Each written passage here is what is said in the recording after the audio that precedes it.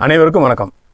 பெரியோர்களே, சகோதரர்களே, சகோதரிகளே, மாபெரும் ரகசியத்தை இன்றைக்கு இந்த அன்பு அஸ்ட்ராலஜி சேனல் மூலமாக உங்களோடு பகிர்ந்து கொள்வதில் பெரும் பெருமைப்படுகிறேன். நம்முடைய வாழ்க்கையில் நமக்கு எதிரிகள் என்று சிலரை சந்திக்கின்றோம். அவர்களை பார்க்கும்போது நமக்குள்ளே ஒரு கோபமோ அல்லது பதற்றமோ உருவாகும். பார்த்துருக்கீங்களா? ஆனால் ஜோதிடவியல், நவீன நரம்பியல், நியூரோ சயின்ஸ் சேர்த்து ஒரு மிகப்பெரிய உண்மையை சொல்கிறது நண்பர்களே. உங்கள் எதிரியை கூட உங்களுடைய நேர்மறையான சிந்தனையால் நண்பராக மாற்ற முடியும் என்றால் உங்களால் நம்ப முடிகிறதா? அதற்கான அறிவியல், ஆன்மீக ரகசியத்தை இன்று நாம் பார்க்க போகிறோம். உங்களை அழிக்க நினைக்கின்ற, உங்களுக்கு குடைச்சல் கொடுக்கும் உங்களுடைய பரம்பரை எதிரியை கூட உங்கள் தோழனாக, தோழியாக மாற்ற முடியும்.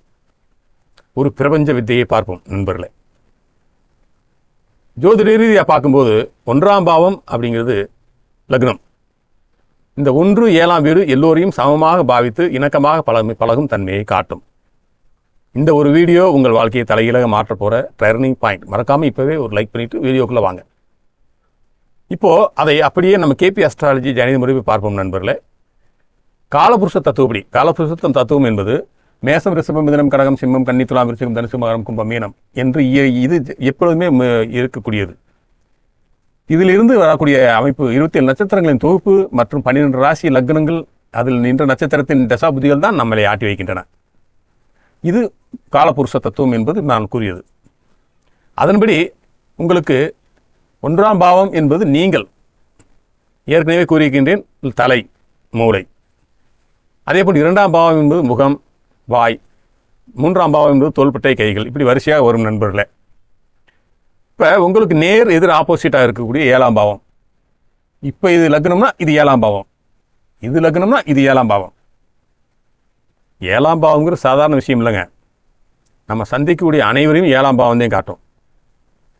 இப்போ உங்களுக்கு இந்த 7ஆம் பாவம் கலத்திரஸ்தானம்னு சொல்லுவோம், மனைவியை குறிக்கும் சொல்லுவோமா இல்லையா?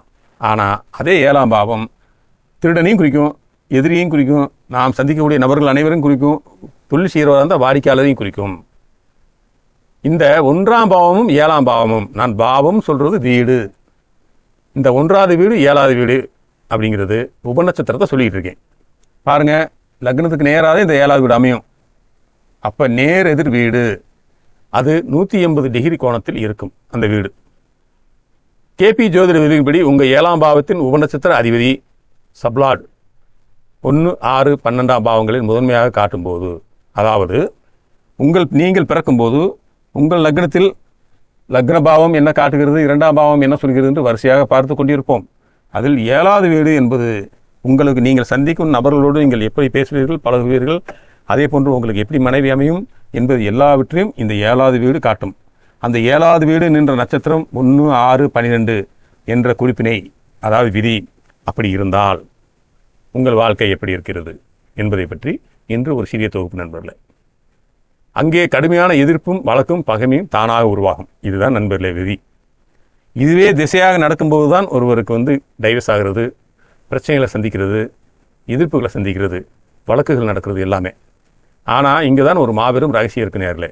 7ஆம் பாவம்ங்கிறது வெறும் எதிரி மட்டும் கிடையாது. அது உங்களுடைய வாழ்க்கை துணைவன் அல்லது துணைவி மற்றும் நீங்கள் சந்திக்கக்கூடிய அத்தனை நபரையும் காட்டுறதுனால யோசிச்சு பாருங்கள். அந்த 7ஆம் பாவம் உங்களுக்கு அன்பான மனைவியும் கொடுக்கும், அதே 7ஆம் பாவம் உங்களுக்கு கொடூரமான எதிரியும் கொடுக்கும். அப்போது எதிரியும் நண்பனும் ஒரே பாவத்துக்குள்ளே தான் ஒழிஞ்சிக்கிட்டு இருக்காங்க. பார்த்தீங்களா? ஆக சித்தரும் ஞானிகளும் சொன்னாங்க, அன்பே சிவம், பகைவனை நேசி. அதை இன்னைக்கு சயின்ஸ் எப்படி நிரூபிக்கிறது பாருங்கள். அவங்க சொன்னதை உங்கள் 7ஆம் பாவமாக எதிரியை நீங்கள் ஜெயிக்கணுமா? வீடியோ கடைசி பாருங்கள். நீங்கள் அவன்கிட்ட சண்டைக்கு போகக்கூடாது. உங்கள் 1ஆம் பாவமாகிய உங்களுடைய 1ஆம் பாவங்கிறது தலை, சிந்தனை, எண்ண ஓட்டத்தை நீங்கள் மாற்றணும். இதைத்தான் லக்னம் என்று கூறுகிறோம் நண்பர்களே. அதாவது ஜாதகரீதியே 7ஆம் பாவம் ஒரு எதிரியை நமக்கு காட்டும்போது அவன் நமக்கு எதிரி, நமக்கு தீங்கு நினைக்கிறான் என்று நமது லக்னமாகிய மூளை அவனை எதிராக யோசிக்க ஆரம்பிக்கும். அங்கேதான் அறிவியல் ஒரு உண்மை சொல்கிறது நண்பர்களே. நமது மூளையில் மிரர் நியூட்ரான்கள் என்று சில சிறப்பு செல்கள் உள்ளன, எல்லோருக்கும் உள்ளன. நாம் எதை நினைக்கின்றோமோ அதை எதிரே இருப்பவரின் மூளையில் உள்ள மிரர் நியூட்ரான்கள் மிக துல்லியமாக பிரதிபலிக்கும். இதைத்தான் பகவான் கிருஷ்ணர் நீ எதை நினைக்கின்றாயோ அதுவாகவே ஆகின்றாய் என்றும் கூறுகின்றார். நீங்கள் ஒருவரை எதிரியாக பார்த்து வெறுப்போடு நினைத்தால் அவரும் உங்களை எதிரியாக உணர்வார். இந்த உணர்வுகள் போய் தாக்கும். இப்போ நம்ம சுருக்கமாக ஒரு விஷயம் எடுத்துக்கிடுவோம். நீங்கள் ஒரு டீ கடையில் ஒரு டீ சாப்பிடும்போது அந்த டீ மாஸ்டர் மனைவிக்கிட்டேயோ மற்றவங்கக்கிட்டேயோ அவர் பிரச்சனை நினச்சி அவர் மனசில் ஒரு எதிர்மறை ஆற்றலோடு அந்த டீயை போட்டு உங்கள் கையில் கொடுத்து அந்த டீயை சாப்பிட்ட அடுத்த கணமே அந்த ஆற்றல் உங்களுக்கு வேலை செய்யும். நீங்கள் யார்கிட்டயா அன்றைக்கி சண்டை போடுவீங்க.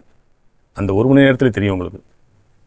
ஆக இந்த மாதிரி உணர்வுகளை நம்மளுக்கு மிரர் நியூட்ரான்கள் துல்லிதமாக பரிமாறிக்கொள்கின்றன. ஆகவே நீங்கள் ஒருவரை எதிரியாக பார்த்து வெறுப்போடு நினைத்தால் அவரும் உங்களை எதிரியாக உணர்கின்றார். ஆனால் ஜோதிட விதியும் மீறி உங்கள் லக்னத்தின் சிந்தனையை மாற்றினால் என்ன நடக்கும்? கேபி முறைப்படி எப்போ நீங்கள் உங்கள் எதிரியை நினைச்சு பயப்படாமலோ அல்லது கோவப்படாமல் அவனுக்கு மனசார நல்லது நடக்கும் என்று பாசிட்டிவ் அதிர்வுகளை அனுப்புங்க. லக்னம் என்பது உங்கள் நேரடி சக்தி மையம். இது விளையாட்டு இல்லைங்க. நீங்கள் எப்பேற்பட்ட கடினமான சூழ்நிலையிலும் உங்கள் மனதை சமநிலையில் வைத்திருக்கும் போது அது ஒரு வலுவான கேடயமாக மாறிவிடுகிறது நண்பர்களே. அப்போது உங்கள் ஜாதகத்தில் இருக்கும் 5ஆம் பாவம், இப்போ பாருங்கள் 5ஆம் பாவம்ங்கிறது ஆழ்ந்த அறிவுன்னு சொல்லியிருக்கீங்க பார்த்தீங்களா? இப்போ லக்னத்துக்கு 5ஆம் பாவம்ங்கிறது இந்த வீடு 1 2 3 4 5ஆவது வீடு. அது எந்த லக்னமோ அந்த லக்னத்திற்கு 5ஆவது வீடு. மன தூய்மை, மந்திர சக்தி, அதனால்தான் இதை பூர்வ புண்ணிய ஸ்தானம் சொல்லியிருக்காங்க. அதேமாதிரி 9ஆம் பாவம் அப்படிங்கிறது தெய்வர்கள், அதாவது பாசிட்டிவ் எனர்ஜியை கொடுக்கக்கூடிய இடம். இது நெகட்டிவ் எனர்ஜி, இது பாசிட்டிவ் எனர்ஜி. இந்த 5 9ஆம் பாவம் என்பது உங்களுக்கு ஆக்டிவ் ஆகும்.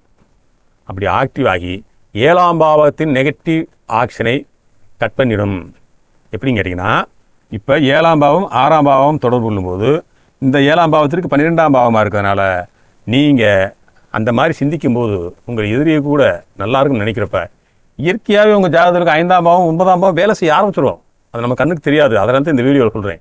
அது ரெண்டும் வேலை செய்ய ஆரம்பிப்ப தெய்வர்களும் கிடைக்கும், பாசிட்டிவ் எனர்ஜியும் கிடைக்கும். அப்போ அங்கே அந்த 6ஆம் பாவத்தின் வலிமையை நீங்கள் குறைத்து விடுவீர்கள். இது அனுபவத்தில் கண்ட உண்மை நண்பர்களே.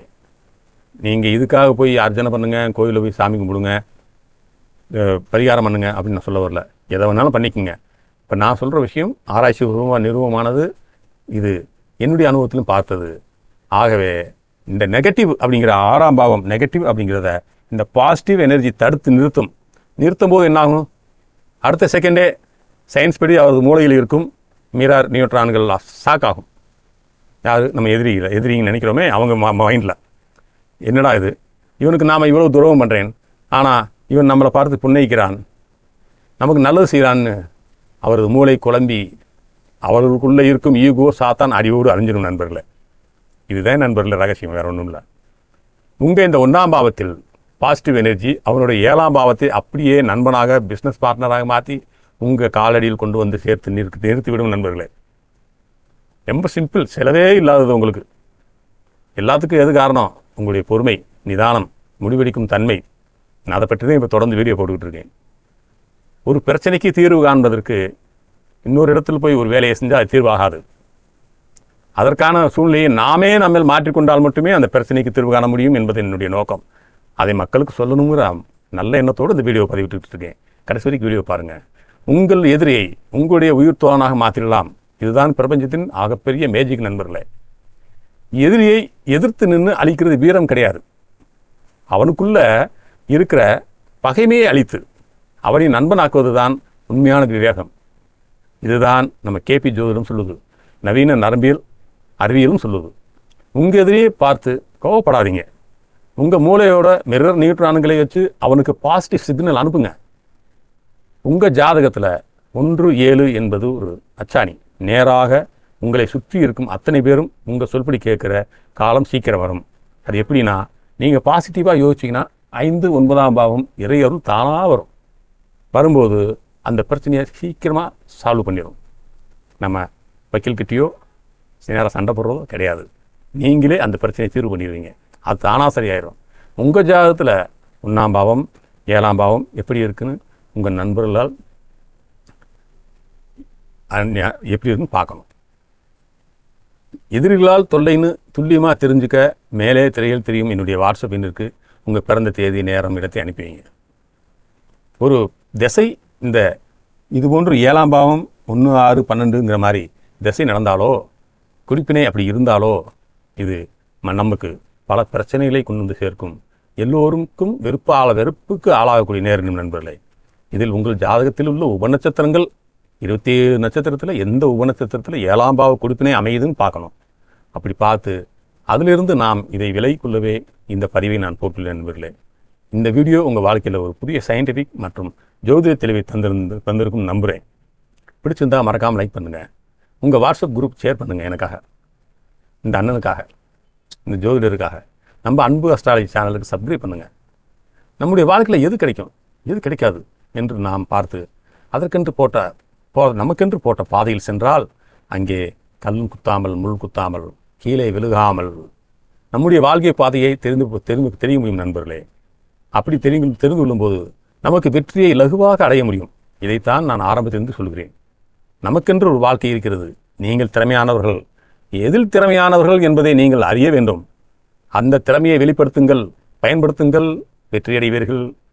இறைவனார்களால் எல்லோரும் நன்றாக இருப்போம். நன்றி.